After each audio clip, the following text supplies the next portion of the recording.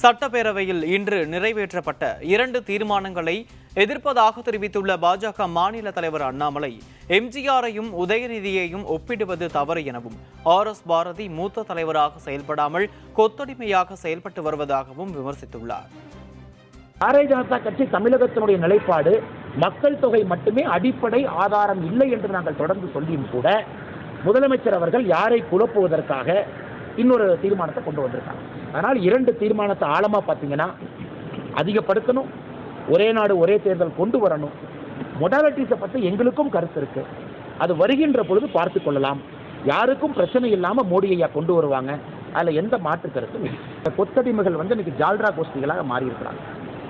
எம்ஜிஆரை பார்த்தோம். அண்ணா எம்ஜிஆர் அவர்கள் தனித்தன்மை என்னன்னா, புரட்சி தலைவர் அவர் கீழிருந்து வந்து கடினமாக உழைச்சு சினிமா துறையில் கால் பதிச்சு ஒரு தனித்தன்மையாக விளங்கி மக்களுடைய அன்புக்கெல்லாம் கட்டுப்பட்டு அரசியலுக்கு வந்து இவங்க எம்ஜிஆரை பார்க்குற மாதிரி இருக்குன்னா, எம்ஜிஆர் ஐயா அவர்களை எவ்வளவு கேவலமாக அவங்க பேசியிருப்பாங்க அரசியலுக்கு கொண்டு.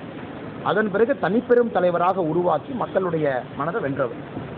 இன்னைக்கு உதயநிதி ஸ்டாலின் அவர்களுடைய சாதனை என்ன? கோபாலபுரத்தில் பிறந்து ஏதோ ஒரு ஃபேமிலி கோட்டால் ஒரு காலேஜில் படித்து, அதன் பிறகு ஃபேமிலி கோட்டால் சினிமாவில் நடிக்க போய், அதன் பிறகு ஃபேமிலி கோட்டால் ரெட் ஜெயின் மூவி ஆரம்பித்து, அதன் பிறகு ஃபேமிலி கோட்டால் ஒரு சீட்டில் ஜெயிச்சு, அதன் பிறகு ஃபேமிலி கோட்டால் மந்திரி ஆகி. ஸோ ஏதாச்சும் 1% கம்பேரிசன் இருக்காங்க.